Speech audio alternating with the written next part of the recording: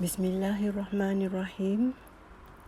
Assalamualaikum warahmatullahi wabarakatuh. Berjumpa kita kali lagi dengan ayat selanjutnya, iaitu ayat 21 surah Al-Hadid. A'udzubillahi minasyaitonirrajim.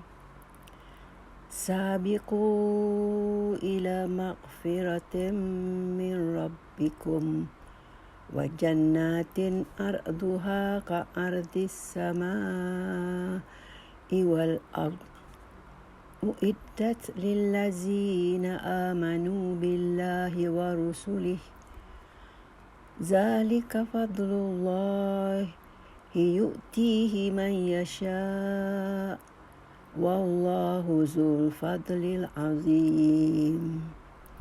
Sadaqallahul azim. Maksud ayat ini dari segi terjemahannya, sabiku, bersegeralah kamu, atau berlomba-lombalah kamu dengan keadaan segera, ila maghfiratin, kepada maghfirah atau keampunan, min rabbikum, dari Tuhan kamu, wa jannatin, dan syurga, arduha, keluasannya, ka'ardis samai wal ardi, adalah seperti luasnya langit dan bumi. Uiddat lillazina amanu,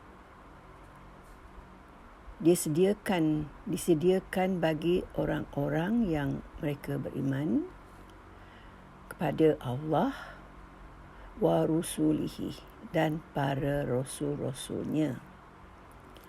Zalika fadlullah, itu adalah anugerah Allah. Yu'tihi man yasha'u, yang diberikannya kepada siapa yang ia kendaki. Wallah, dan Allah, zul fadlil azim, mempunyai anugerah yang sangat besar atau sangat agung. Sadaqallahul azim. Jadi sambungan kepada ayat 20 yang kita buat pada hari kemarin, di situ Allah memberitahu kita bahawa dunia ni hanyalah untuk hiburan dan kesukaan, permainan, bermegah-megahan, berlomba-lombaan dengan keadaan secara sementara. Dan diakhirinya ayat itu semalam dengan kehidupan dunia ini adalah semata-mata kesenangan yang menipu daya. So, maknanya dalam bahasa Inggeris, dalam is a delusion. So, you can be deceived if you just live for the fun of it. And you will be in complete delusion lah all your life. That's the ending of that ayat. Dan dalam ayat itu juga, dia telah memberitahu kita, Allah telah memberitahu kita bahawa di akhirat nanti ada dua balasan. Iaitu kalau kita pilih yang dikatakannya menipu daya kita tu, balasannya ialah azab yang sangat dahsyat. Dan kalau kita buat pilihan yang satu lagi itu adalah keampunan dan keredaannya. So, dalam ayat 21 ini, dia memberitahu kita tentang macam mana kita boleh dapat keampunan itu dan juga syurga, dikatakannya. Syurga ni maknanya dah dapatlah kita rahmat dia, keredaan dia. Jadi dikata kita sekarang ni maknanya seolah-olah dikata sini dinasihatkan kita supaya bersegeralah, pilihlah yang kepada maghfirah. Kalau kita dah terlanjur bersuka-suka, makna sekarang ni kita renung semulalah hidup kita tu dan kita pilihlah untuk mendapatkan keampunan Allah. Dan di sini keampunan Allah ini, bagaimana nak dapatnya ialah kita buatlah apa yang disuruhnya, diperintahkannya dan kita jauhilah larangan-larangannya. Yang selalu diulangnya perintahnya dan iaitu seperti kata dia, aqimus solah, dirikanlah solat dan wa'atuz zakah dan keluarkanlah zakat. Maknanya kita hendaklah berusaha dalam beramal ibadah kepadanya, iaitu yuqimus solah dan yukti zakat tu maknanya memberi zakat tu maknanya adalah kita berkongsi dengan orang lain apa benda yang kita ada. Jadi maknanya kita tetaplah dengan perkara itu yang selalu-selalu diulangnya tu, maknanya itu adalah satu jalannya kepada keampunannya. Dalam ayat surah Hud, dia dalam ayat yang ke-11 disebut oleh Allah di sini, allazina sabaru wa amilus solihat. Orang-orang yang mereka tu sabar dan beramal soleh, ulaika lahum maghfiratun. Orang-orang itu bagi mereka adalah keampunan, wa ajrun kabir, dan balasan yang sangat besar. Maknanya satu daripada sini kata dia ialah kita hendaklah bersabar dan berbuat amal soleh. Amal soleh yang telah Allah senaraikan dan sebutkan dalam ayat-ayat sebelum ayat 21 ni adalah infak. Pinjamkanlah kepada dia dan sedekahlah apa-apa yang kita ada tu. Itu maknanya adalah antara amal soleh lah. Jadi contohnya untuk mendapatkan ampunan Allah, kita jauhilah larangan dia.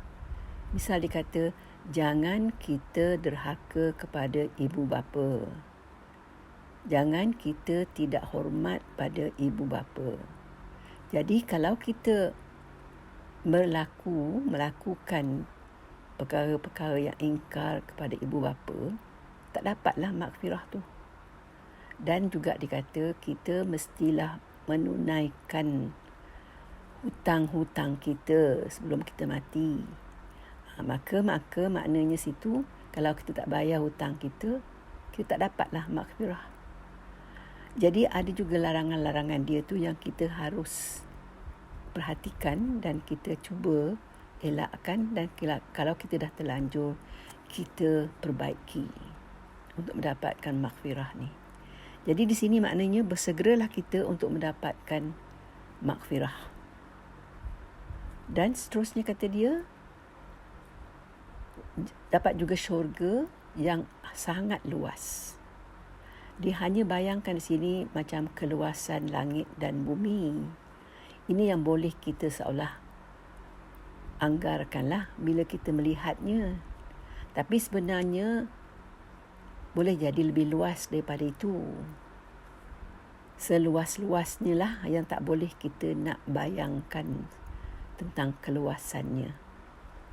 Dan kedua-dua ini, keampunan dan syurga, disediakannya bagi orang-orang yang beriman dengan Allah. Maknanya jangan sirik lah kepada benda-benda lain. Dan juga kata dia beriman dengan para rasul-rasulnya.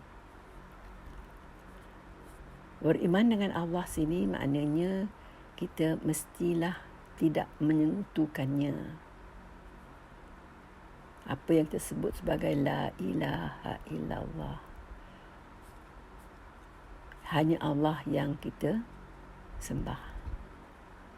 Dan itu kata dia, itu adalah kurnia Allah yang akan diberikan kepada siapa-siapa Bukan saja yang Allah kehendak, tapi yang layak menerima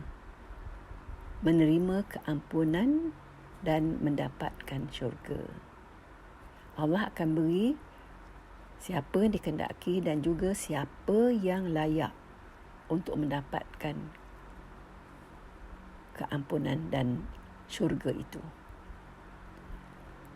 Jadi di sini maknanya anugerah Allah itu sebagaimana yang diakuinya oleh ayat ini, iaitu Allah ni mempunyai anugerah fadli yang sangat-sangat besar, yang sangat-sangat agung. Sebab apa? Kalau dapat keampunannya, segala-galanya adalah mudah bagi kita. Mendapat keampunannya, kita dapat keredaannya, kita mendapat rahmatnya. Dan dapat masuk syurga yang hidup di dalamnya adalah kekal selama-lamanya. Dan itu adalah satu anugerah yang sangat-sangat besar dan hanya Allah mempunyai kuasa untuk memberikan anugerah itu. Itulah ayat itu yang ringkasnya hanyalah hendaklah kita ambil kira atau kita renungkan tentang perkataan sabiku tu. Jadi maknanya janganlah kita berlengah-lengah lagi lah dengan keadaan itu.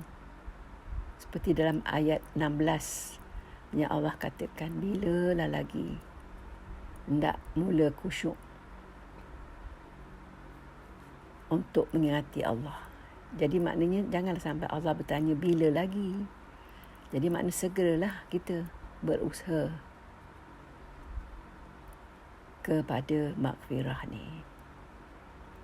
Maghfirah ni nanti Allah akan ampunkan segala dosa-dosa kita, yang dia akan beritahu kita apa dosa-dosa kita itu, supaya kita akan sangat menghargai keampunannya.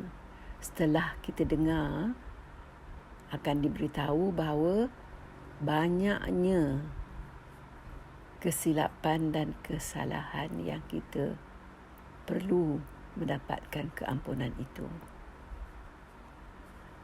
Jadi di situ sajalah buat kali ini, dan diakhiri dengan tasbih kifarah. Subhanaka Allahumma wa bihamdika asyhadu an la ilaha anta astaghfiruka wa atubu ilaik. Alhamdulillah, insya-Allah kita berjumpa lagi dalam ayat 22. Assalamualaikum warahmatullahi wabarakatuh.